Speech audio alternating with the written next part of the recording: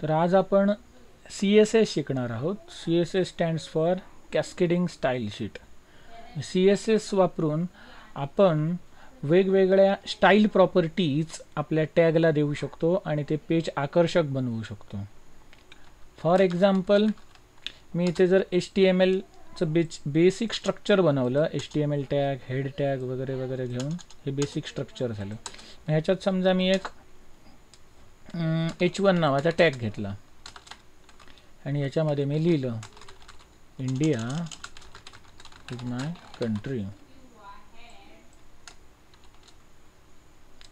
आता याचा जर मी आउटपुट बघायला गेलो ब्राउझरमध्ये,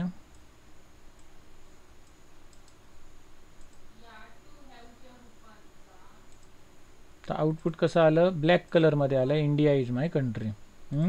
आता जर याचा मला कलर बदलायचा असेल तर मी काय करायचो, इथे colour is equal to red द्यायचो.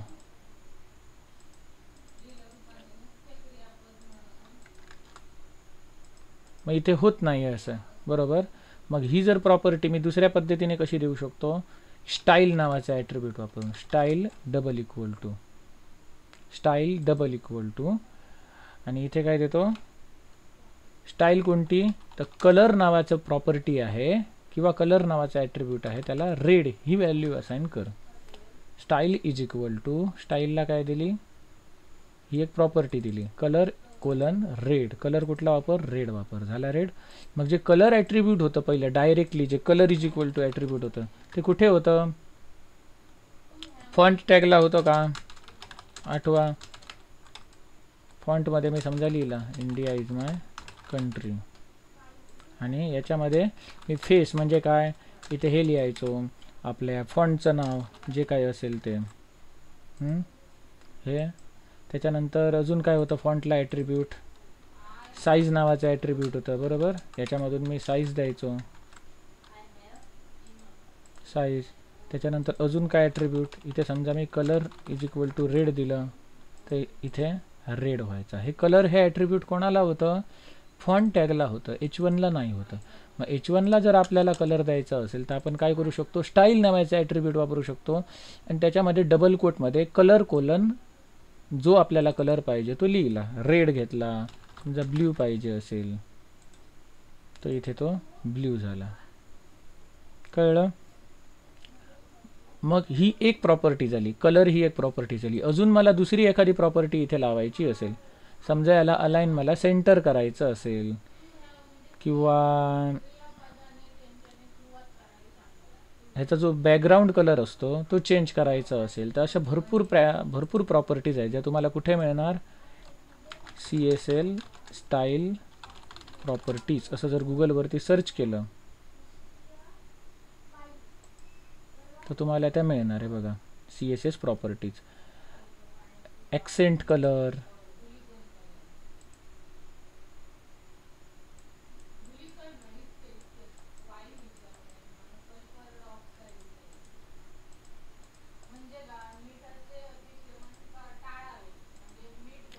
Accent colour specifies and accent colour for user interface control.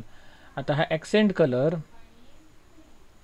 आता इथे बघा input type is equal to checkbox असेल तर त्याला रेड कलर दिला आहे, म्हणजे चेकबॉक्सचा डिफॉल्ट कलर आहे तो बदललेला आहे, रेडिओ बटनचा डिफॉल्ट कलर बदललेला आहे. आणि जर डायरेक्टली कलर आपल्याला द्यायचा नसेल तर RGB व्हॅल्यूच्या कॉम्बिनेशनने देऊ शकतो. HSL हे सुद्धा कलरचं कॉम्बिनेशन वापरून आपण देऊ शकतो, तसे हे इथे दिलेले आहेत. मग हे काय झाले, ॲक्सेंट कलर. ओरिजिनल जो चेकबॉक्सचा कलर होता तो कसा होता, फॉर एक्झाम्पल इथे चेकबॉक्सचा कलर समजा मी इथे काढून टाकला, सेव्ह केला आणि रन केलं तर इथे निळा झाला. बाय डिफॉल्ट ओरिजिनल कलर काय होता, निळा होता चेकबॉक्सचा, तर त्यांनी इथे CSS वापरून चेंज केला. कळलं. मग हा ॲक्सेंट कलर ही एक प्रॉपर्टी झाली चेंज करण्यासाठी. आता हे काय नवीन आलं, ज्यांनी HTML पहिल्यांदाच जे शिकतायत त्यांना हे काय माहिती नसणार, बरोबर. मग ह्या काय झाला, एक CSS प्रॉपर्टीज आहे, ते आपण आता इंटरनल CSS मध्ये बघणार आहोत हे पुढे जाऊन. कळलं. त्याच्यामुळे सध्या हे काय आहे ह्याच्याकडे तुम्ही लक्ष देऊ नका, हे मी पुढे शिकवणार. सांगायचा मुद्दा कसा, हे जे काही ओरिजिनल कलर असतो चेकबॉक्सला किंवा रेडिओ बटनला तो आपल्याला चेंज करायचा असेल तर आपण ॲक्सेंट कलर ही प्रॉपर्टी वापरू शकतो. Align content. अलाइन कंटेंट तुम्हाला कुठे अलाइन करायचं आहे कंटेंट, इथे सुद्धा त्यांनी एक्झाम्पल दिलेलं आहे. आता हे हॅश मेन म्हणजे काय असतं, हॅश म्हणजे इथे काय असतं हे आपण पुढे बघणार आहोत सगळं. त्याच्यामुळे एवढ्यात काही कोणी टेन्शन घेऊ नका हे बघून जास्त कोड वाढलेला दिसतोय म्हणून.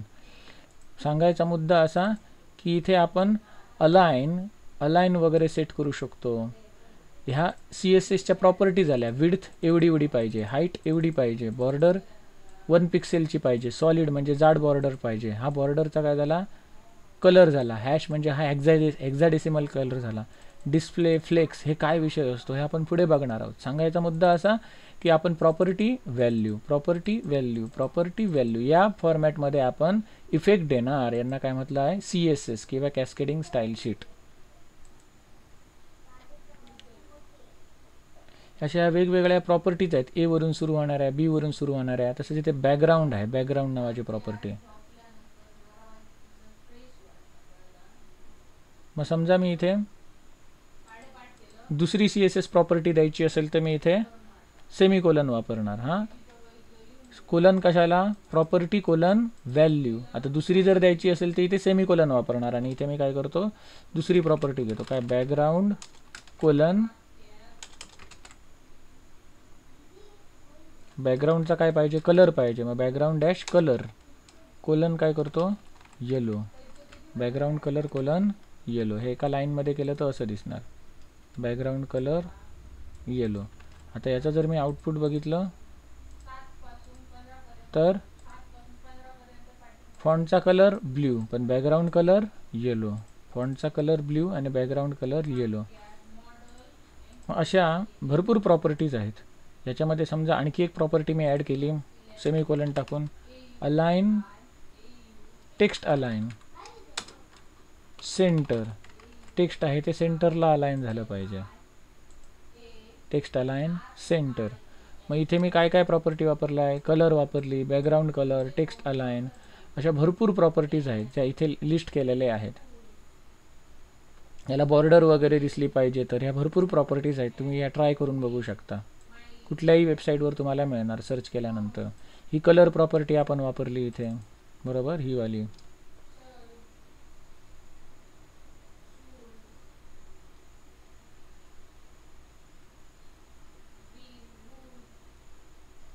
हाईट नावाची प्रॉपर्टी आहे. तुम्हाला जर फॉन्ट वगैरे त्याला द्यायचं असेल तर इथे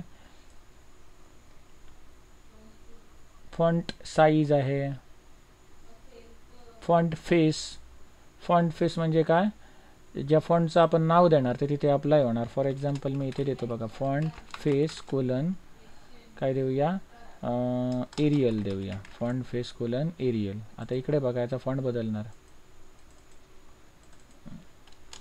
सिंगल कोटमध्ये देऊन बघूया, वर्धना. दुसऱ्या फॉन्टचं नाव दिलं, चेंज व्हायला पाहिजे होतं. फॉन्ट फॅमिली टाकल्यावरती चेंज होणार ते, फॉन्ट फॅमिली. रिफ्रेश केलं बघा चेंज झाली. इथे मी आता देतो एरियल. इथे आता मी सिंगल कोट का दिले, समजा मी सिंगल कोट नाही दिले तरी हे व्यवस्थित चेंज होत आहे बघा. मग सिंगल कोटची गरज कधी पडते, जर तो त्या फॉन्टचं नाव त्याच्यामध्ये जर कुठे स्पेस नसतील, त्या फॉन्ट फॅमिलीच्या नावामध्ये जर कुठे स्पेसेस नसतील तर तुम्ही सिंगल कोट वापरायच्या शिवाय लिहू शकता. पण जर टाइम्स न्यू रोमन असेल तर टाइम्स न्यू रोमन अशी ज्यांच्यामध्ये स्पेस आहे त्यांच्यामध्ये तुम्ही सिंगल कोट टाकायचे. सिंगल कोट टाकल्यानंतर काय समजतो, या सिंगल कोटपासून या सिंगल कोटपर्यंत ही व्हॅल्यू आहे. फॉन्ट फॅमिली नावाची जी CSS प्रॉपर्टी आहे त्याची ही व्हॅल्यू आहे, या सिंगल कोटपासून या सिंगल कोटपर्यंत. कळलं. आणि हे डबल कोट काय आहे, तर स्टाईल नावाचा ॲट्रिब्यूट आहे, त्याची ही व्हॅल्यू आहे. कुठून सुरू होते, या डबल कोटपासून सुरू होते आणि या खालच्या डबल कोटकडे संपते, इथे संपते. इथून इथपर्यंतची प्रॉपर्टी आहे. जर मोठी स्क्रीन करून बघितलं तर इथे सुरू झाली या डबल कोटकडे प्रॉपर्टी, ती संपली कुठे, इथे संपलेली आहे या डबल कोटकडे. हा सिंगल कोट कोणाचा, टाइम्स न्यू रोमन फॉन्ट दिला आहे त्याचा. रिफ्रेश करतो तर इथे टाइम्स न्यू रोमन हा इफेक्ट अप्लाय झाला. झालं.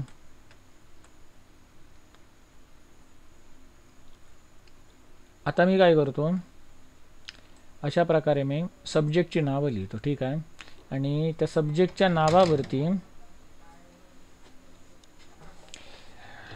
CSS इफेक्ट मी अप्लाय करतो आणि त्या एक्झाम्पलद्वारे तुम्हाला इनलाईन CSS, इंटरनल CSS आणि एक्सटर्नल CSS याच्यामधला डिफरन्स दाखवतो, ठीक आहे. मग आता आपण काय करूया, इथे आपण एक टायटल टाकूया सब्जेक्ट्स नावाचं. पहिले विदाऊट CSS आपण हे करूया सब्जेक्ट्स. त्याच्यानंतर त्याच्यापेक्षा छोटा टॅग काय घेतो, H2 टॅग, आणि H2 मध्ये सब्जेक्टची नावं लिहितो. फिजिक्स,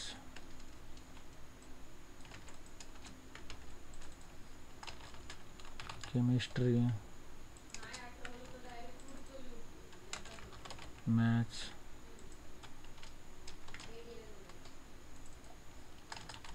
बायोलॉजी,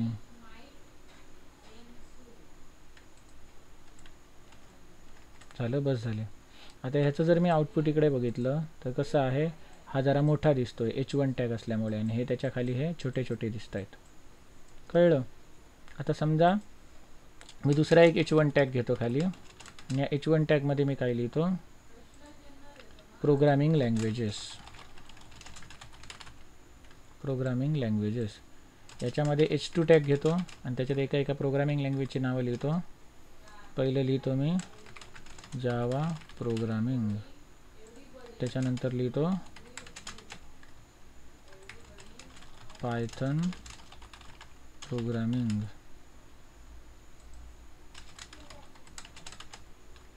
त्याच्यानंतर लिहितो PHP, त्याच्यानंतर लिहितो C प्रोग्रामिंग,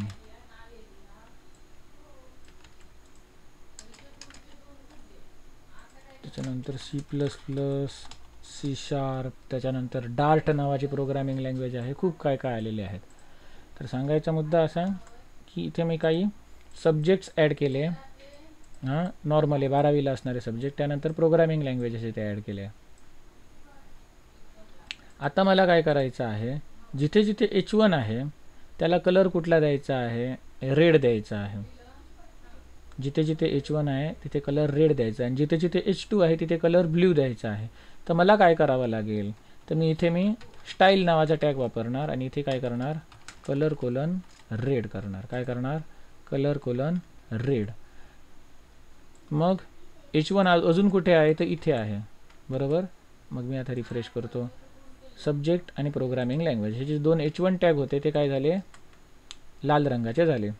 आता याच्या पुढे जिथे जिथे H2 आहे त्या ठिकाणी मला काय करायचं आहे, ब्ल्यू करायचं आहे. मग इथे H2 मध्ये मी काय करणार, ॲट्रिब्यूट देणार स्टाईल कलर कोलन ब्ल्यू. मग इथे सुद्धा जेवढे H2 आहेत त्या सगळ्यांना असं करणार, कलर कोलन ब्ल्यू.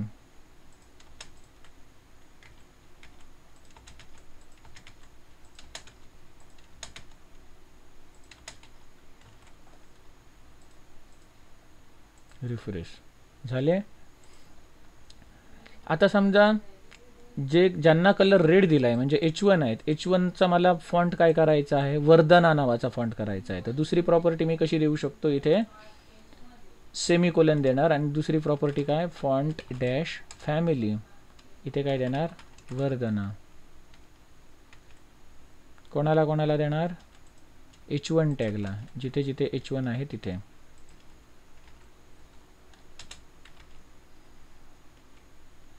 झालं. आता यांचा फॉन्ट इकडे बदलणार बघा, झालं. यांना वर्धना इफेक्ट अप्लाय झाला, वर्धना फॉन्ट फॅमिली लागली. आणि हे जे आहेत यांना मी देतो एरियल नावाचा फॉन्ट देतो, ब्ल्यू आहेत त्यांना, फॉन्ट फॅमिली कोलन एरियल.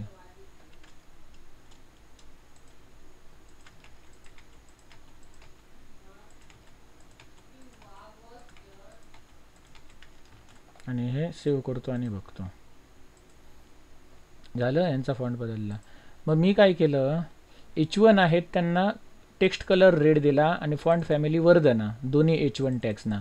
आणि जे H2 टॅग्स होते त्यांना काय केलं, फॉन्ट कलर ब्ल्यू आणि फॉन्ट फॅमिली एरियल दिली. कळलं. पण याच्यामुळे काय झालं, हा सगळा कोड वाढला ना, हा सगळा कोड वाढला. मग तो आपण कसा कमी करू शकतो, तर इंटरनल CSS वापरून.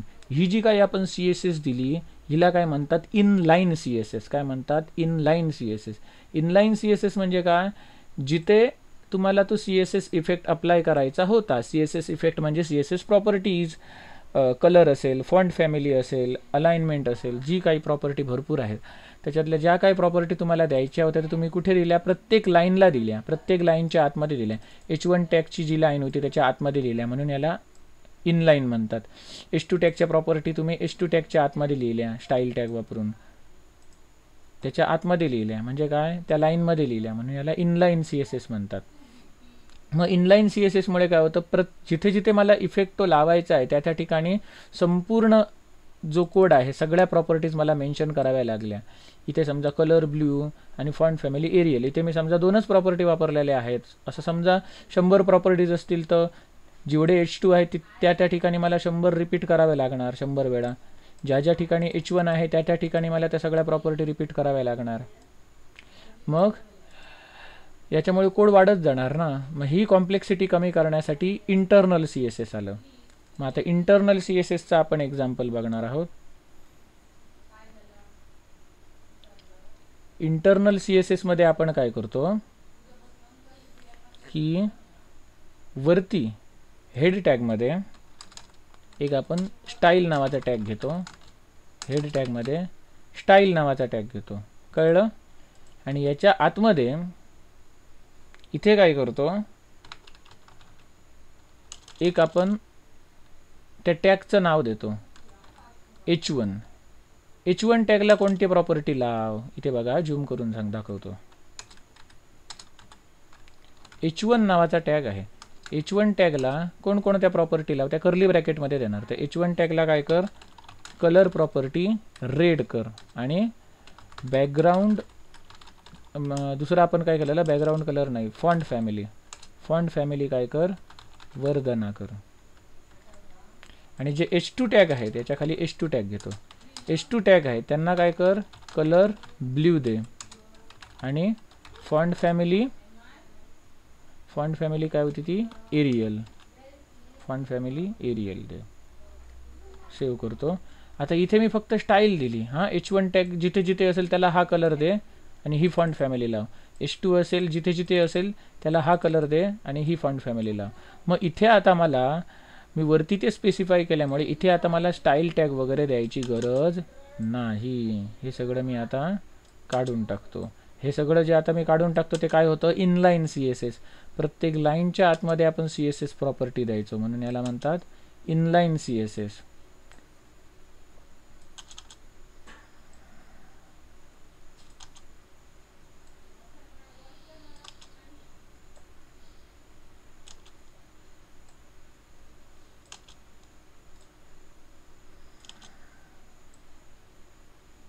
झालं. आता समजा मी हा CSSचा कोड समजा काढून टाकला आणि एवढासा कोड मी रन केला तर कसं दिसणार, हे असं दिसणार.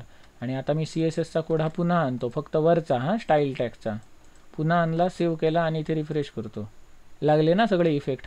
आता मगाशाप्रमाणे आपण इथे कुठे स्टाईल इज इक्वल टू लिहिले का, याच्यामध्ये style is equal to colour colon red, font family colon Verdana, ह्या H1 आणि H1ला लिहिलं आहे का, नाही. तरी पण इथे रेड कलर आणि Vardhana property, Vardhana font family कशी काय अप्लाय झाली, कारण इथे आपण वरती हेड टॅगमध्ये, हेड टॅग इथे क्लोज झाला, इथे सुरू झाला, इथे सुरू झाला, इथे क्लोज झाला.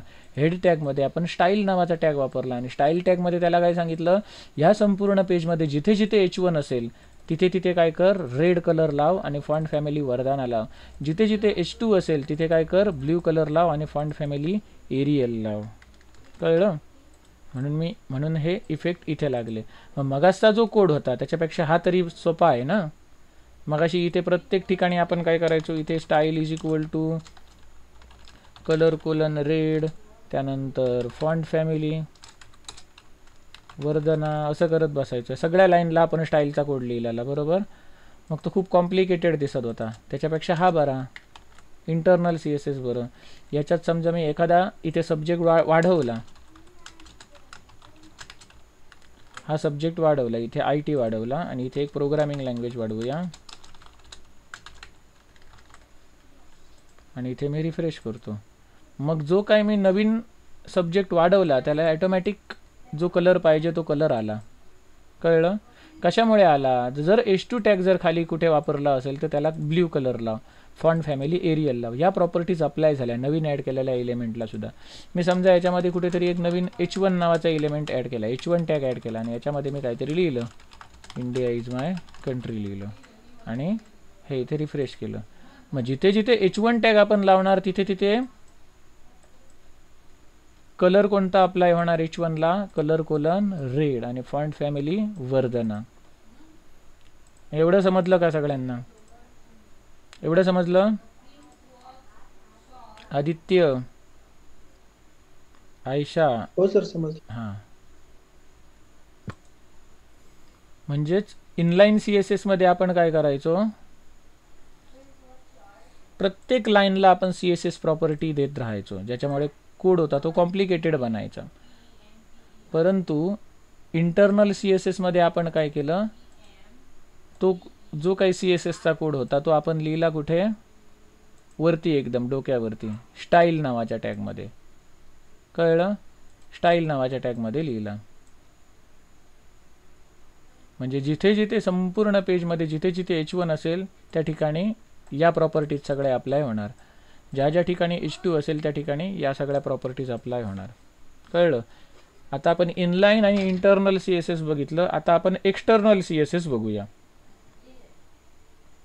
मग समजा एक्सटर्नल CSS म्हणजे काय? ज्या तुम्ही ही एक फाईल आहे समजा, अशीच सेम मतलब दुसरी एक फाईल असेल, नवीन फाईल बनवतो, या फाईलला नाव देतो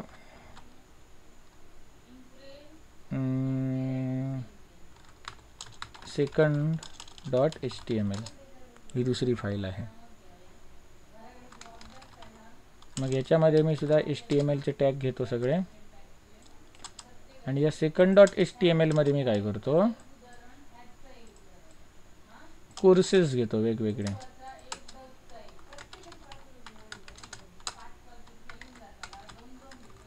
H1 टॅग घेतला, इथे कोर्सेस आणि H2 टॅगमध्ये कोर्सेसची नावं लिहितो.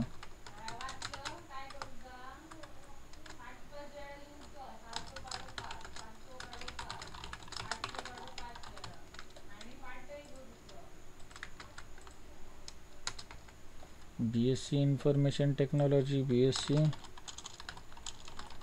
कम्प्युटर सायन्स, त्याच्यानंतर BE कम्प्युटर, त्यानंतर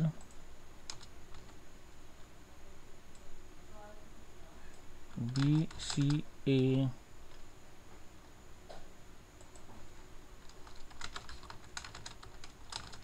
BTech कम्प्युटर. हे असे मी इथे वेगवेगळे कोर्सेस लिहिले. आता यांचं जर मला आउटपुट बघायचं असेल तर काय करणार, राईट क्लिक केलं आणि ओपन इन ब्राउझर. आता हे दुसरं पेज ओपन झालं. हां, मगासचं पेज कसं होतं, हे मगासचं पेज, हे सब्जेक्ट्स आणि प्रोग्रामिंग लँग्वेज, आणि हे सेकंड पेज, बरोबर. आता जो फर्स्ट पेजचा जो कोड आहे index.htmlचा, हा कोड मी कॉपी केला. हा कोड समजा मी कॉपी केला स्टाईल टॅगचा आणि second.html मध्ये टाकला, म्हणजे कुठे, या फाईलचा जो कोड आहे तिथे हेड टॅगमध्ये. तर काय होणार, जिथे जिथे H1 टॅग आहे तिथे तिथे काय होणार, हे इफेक्ट लागणार, कलर रेड आणि फॉन्ट फॅमिली वर्धना.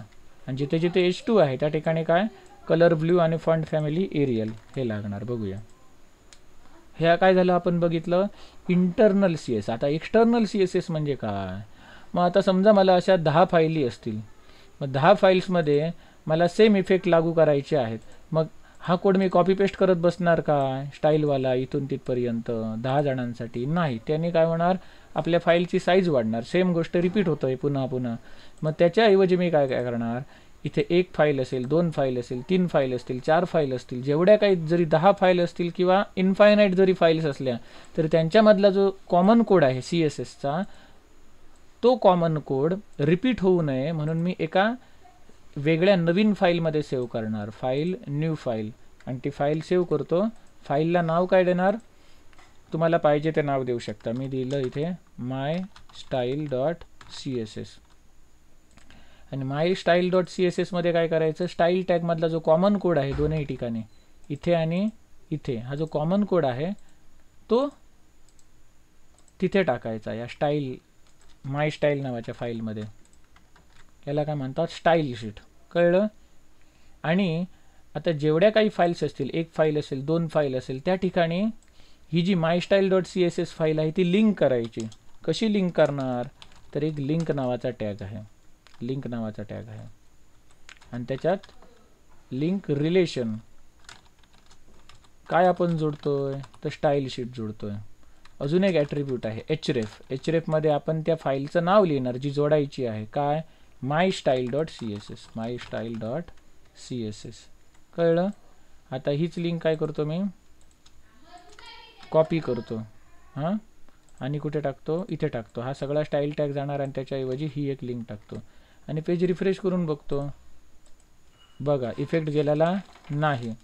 समजा मी ही एक लाईन काढून टाकली आणि बघितलं,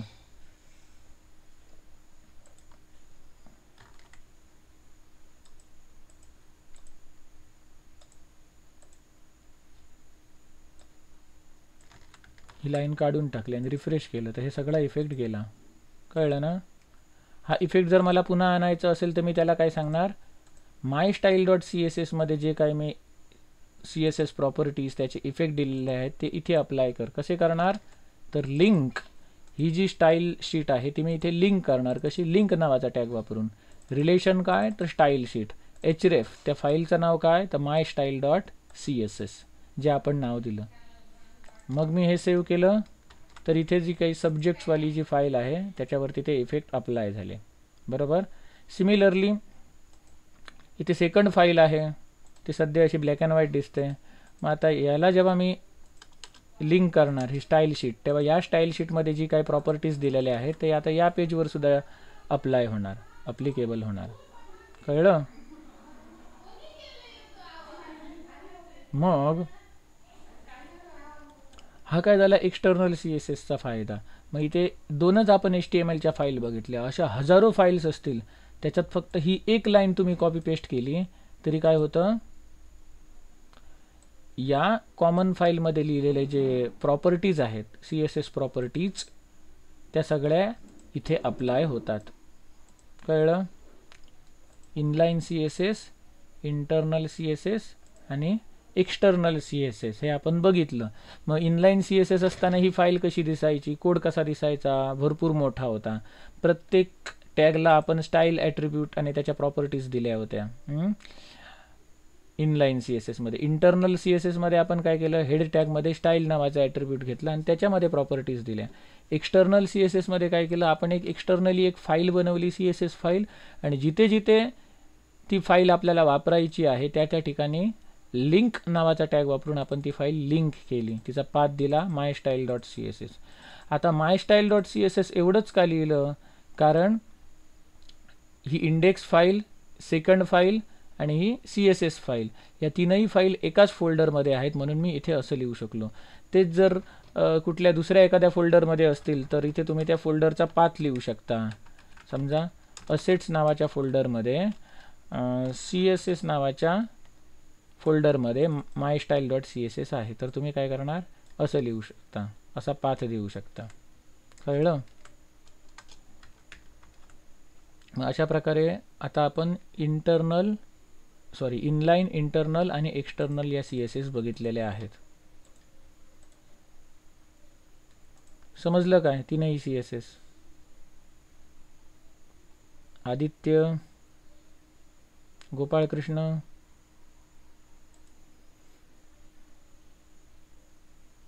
मग हेच एक्झाम्पल आता मी थोडं परत एकदा याचं रिव्हिजन करून दाखवतो म्हणजे पक्क लक्षात येईल तुमच्या. सगळ्यात पहिलं माझ्याकडे काय होती, index.html फाईल होती. हां, मग मी काय केलं, इथे काहीच नव्हतं हेड टॅगमध्ये, एवढाच पार्ट होता बरोबर. आणि हे second.html वगैरे काही नव्हतं, फक्त ही index.html फाईल होती. मग याच्यामध्ये मी काय केलं, इथे मॅन्युअली द्यायचो स्टाईल इज इक्वल टू काय, colour red, font dash, family, Verdana. जिथे जिथे H1 होते त्या त्या ठिकाणी मी हे द्यायचो असं. आणि असंच मी काय करायचो, H2 आहेत त्यांना काय करायचो, कलर ब्ल्यू आणि फॉन्ट फॅमिली एरियल असं करायचो. आणि ज्या ज्या ठिकाणी H2 होते त्या त्या ठिकाणी मी असं केलेलं. प्रत्येक लाईनमध्ये जाऊन मी CSS द्यायचो. याला काय म्हणतात, इनलाईन CSS. काय म्हणतात, इनलाईन CSS. आणि याचं मग तुम्हाला मी ते आउटपुट दाखवलेलं ओपन इन ब्राउझर. कळलं, ही काय झाली इनलाईन CSS. याचा आपण एक स्क्रीनशॉट घेऊन ठेवूया, मग तुम्हाला कम्पेअर करायला बरं.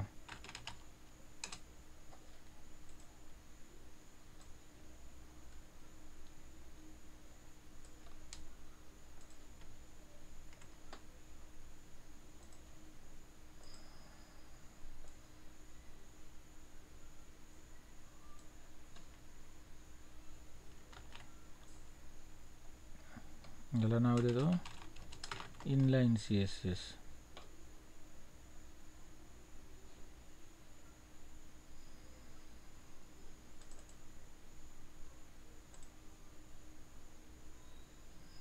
कुठे ठेवूया,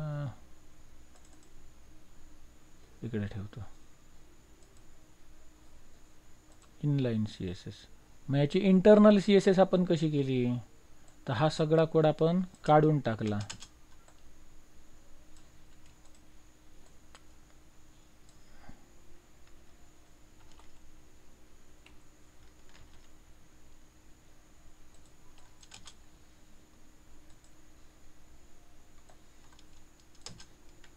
सगळा कोड काढून टाकला. हा सगळा कोड काढून टाकल्यानंतर काय होणार, CSS गेली म्हणजे याचा काय मेकअप सगळा उतरणार. आता याला परत मेकअप करायचा आहे, पण कसा, असा प्रत्येक लाईनला इनलाईन वापरून नाही तर इंटरनल वापरून, स्वस्तातला मेकअप, कमी खर्चातला. कसा करणार, इथे स्टाईल टॅग वापरला, स्टाईल/स्टाईल. याच्यामध्ये मी काय म्हटलं, ज्या ज्या ठिकाणी H1 टॅग आहे त्या त्या ठिकाणी काय कर, कलर कोलन रेड सेमीकोलन, दुसरी property font family Vardhana. Save केलं तर जिथे जिथे H1 आहे त्या त्या ठिकाणी ही प्रॉपर्टी लागली. त्याच्यानंतर H2 कलर कोलन ब्ल्यू आणि फॉन्ट डॅश फॅमिली एरियल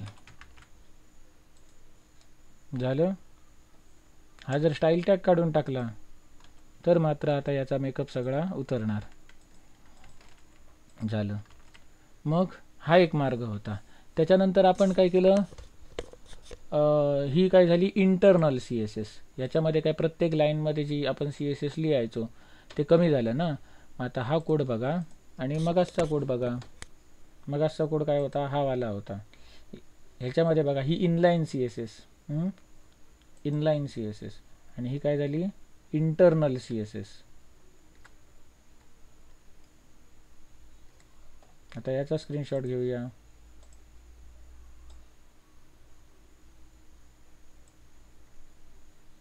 आता इथे बघा, मी इथे एंटर मारून केलं आहे ना, तुम्हाला सुटसुटीत दिसायला पाहिजे म्हणून. हे सगळं तुम्ही असं एका लाईनमध्ये सुद्धा लिहू शकता. हां, खाली खालीच लिहिलं पाहिजे असं काही नाही. हे सगळं तुम्ही एका लाईनमध्ये सुद्धा लिहू शकता. हे तुम्हाला पटकन समजायला पाहिजे म्हणून मी ते तसं लिहिलेलं.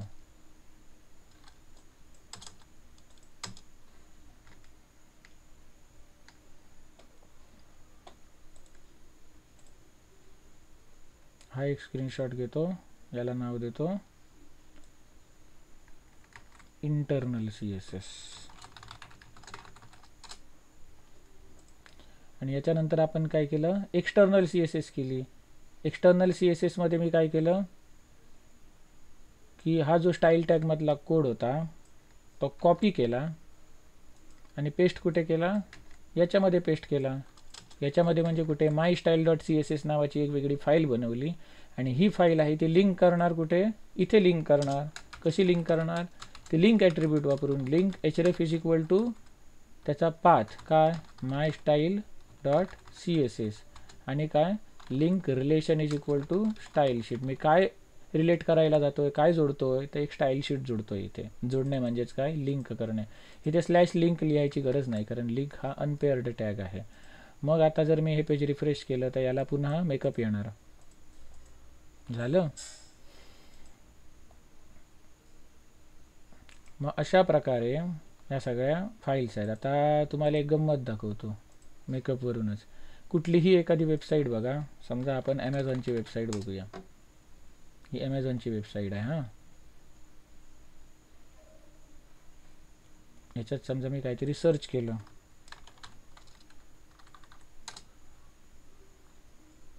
हां, हे सर्च केलं.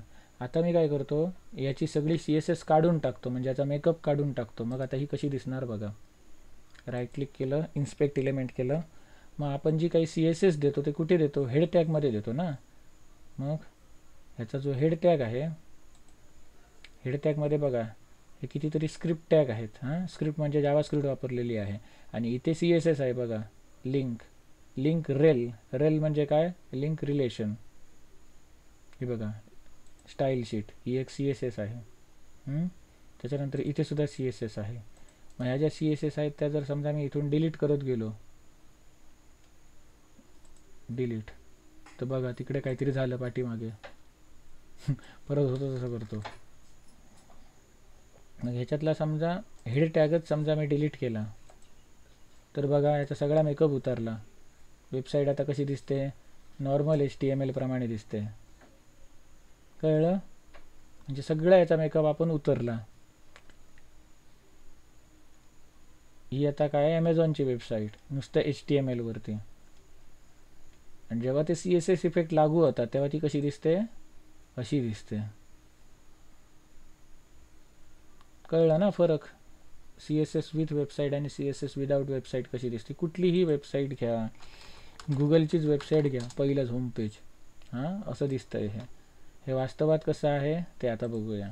इन्स्पेक्ट एलिमेंटमध्ये गेलो आणि इथे जो हेड टॅग आहे तो आता काढून टाकतो. राईट क्लिक केला, डिलीट केला. आता बघा अशी आहे ही. CSS इफेक्टमुळे आपल्याला कशी दिसते, अशी दिसते. आता इथे क्लिक केल्यानंतर हा एक ड्रॉप डाऊन आलेला आहे बरोबर.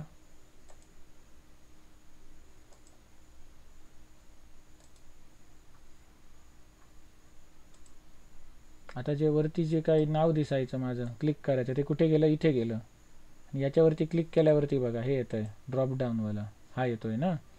याला जर मी समजा राईट क्लिक केलं, इन्स्पेक्ट केलं, तर तो गायब होतो आहे ना. तर त्याला सुद्धा तुम्ही त्याचीसुद्धा CSS काढून दाखवली असते. इथे बघा नुसतं माऊस नेल्यानंतर काय येतं आहे, गुगल अकाउंट नाव येतं आहे, ईमेल दिसतो आहे. इथे मी नेलं तर काय येणार, हे जे याच्यामधले ऑप्शन होते ते दिसत होते. अशी कुठलीही तुम्ही वेबसाईट रिफर करू शकता.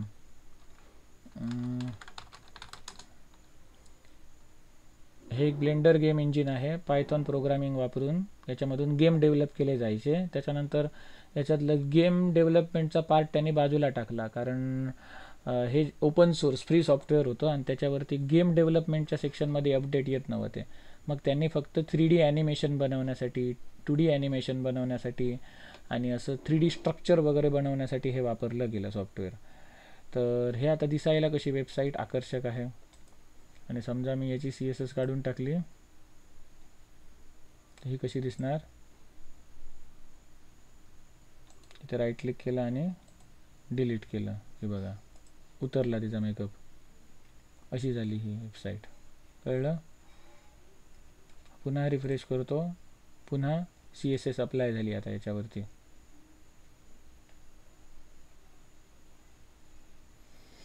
तर अशा प्रकारे CSS इफेक्ट जे असतात ते आपल्या वेबसाईटला आकर्षक बनवतात.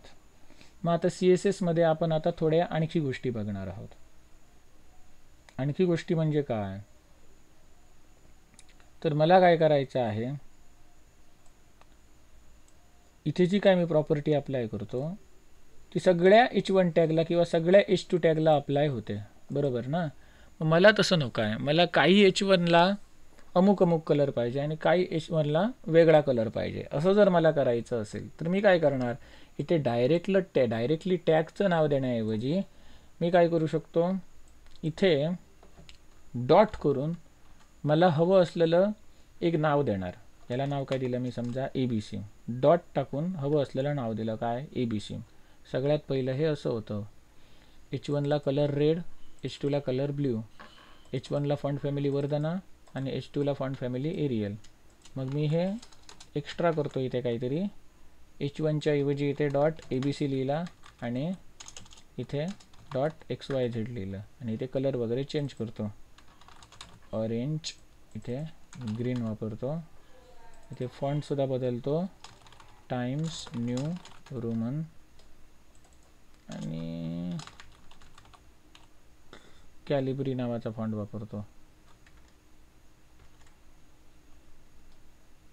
किंवा इम्पॅक्ट नावाचा वापरतो. आता H1 आणि H2 ज्या ज्या ठिकाणी आहेत त्या त्या ठिकाणी काय होतंय,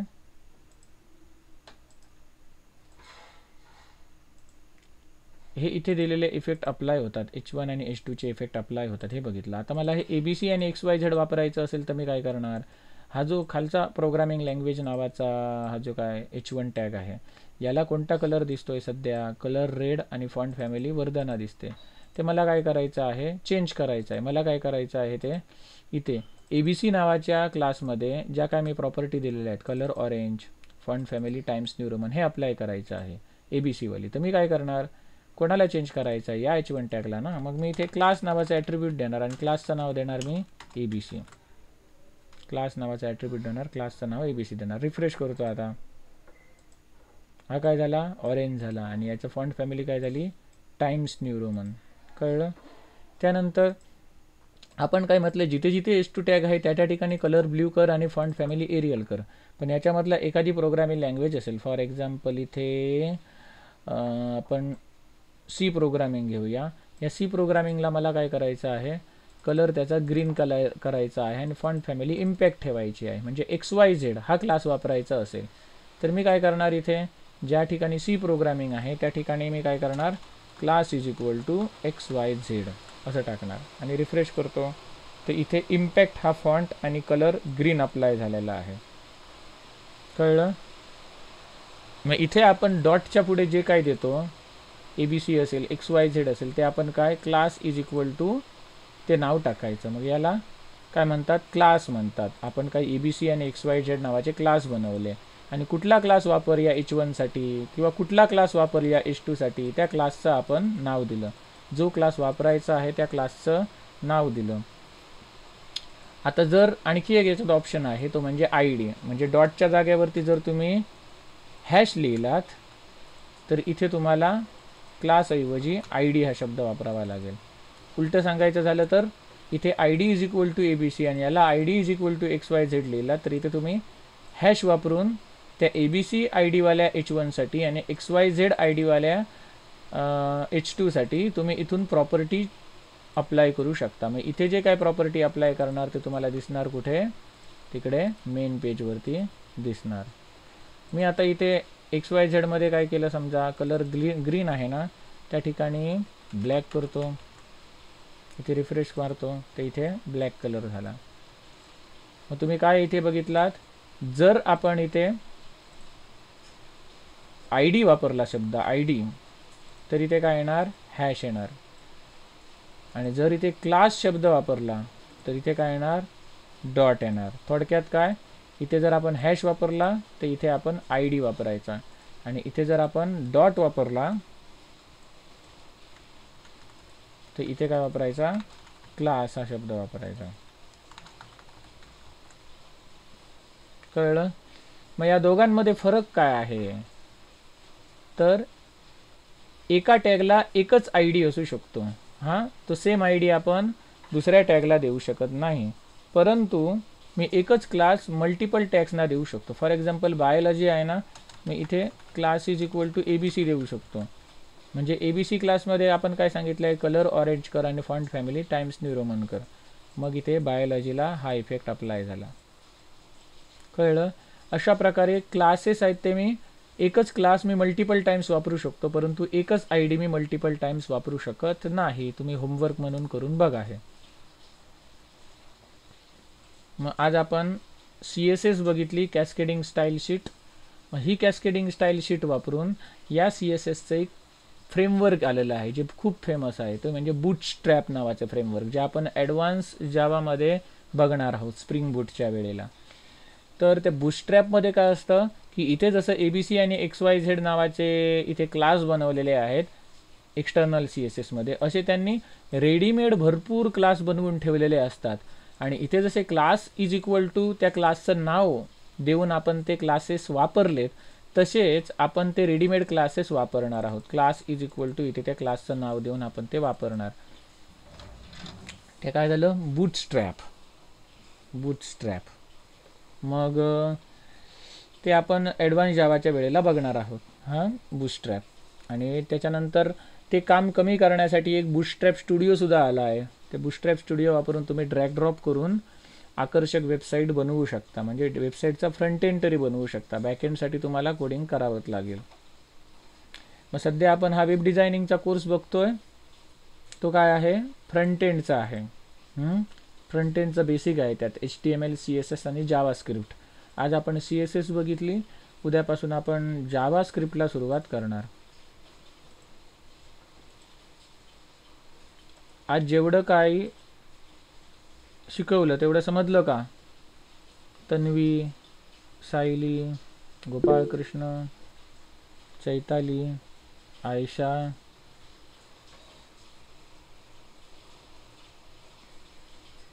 ठीक आहे.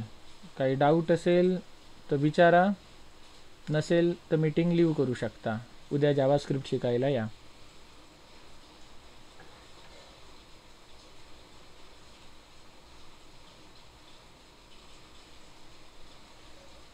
तन्वी, चैताली, काही डाऊट आहे का? हां, आवाज तुझा क्लिअर येत नाही, टाईप कर.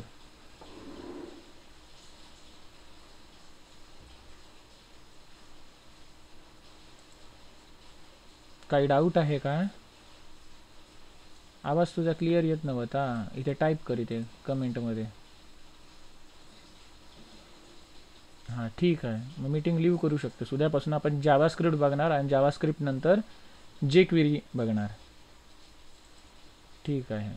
काही डाऊट नसेल तर मीटिंग लीव करू शकतेस. धन्यवाद.